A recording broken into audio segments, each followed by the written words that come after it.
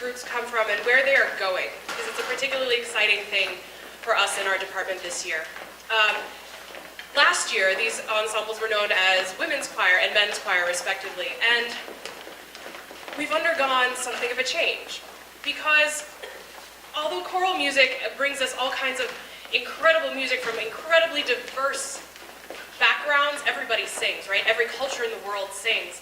Choral music as a genre has traditionally stuck to very traditional gender lines in terms of what repertoire we expect to be sung and what voices we expect from particular bodies and that kind of thing. And this school is a school that defies all kinds of boundaries.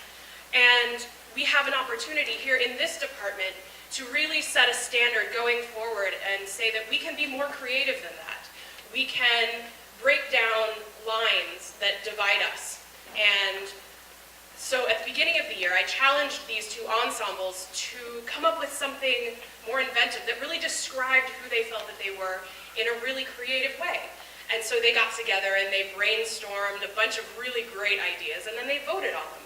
And so the last ensemble that you heard was anacrusis, and in case you don't know what anacrusis means, it's a musical term, and it means an upbeat. So the beat that comes before the first beat of the measure.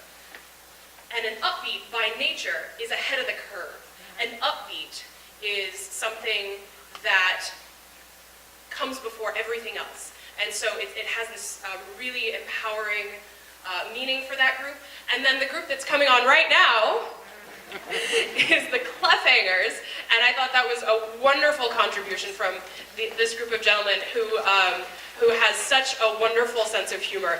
They loved all of the ideas that they put forward were these fantastic puns and plays on words, and so I'm really pleased to introduce the Clef, directed by Mike Denoyers.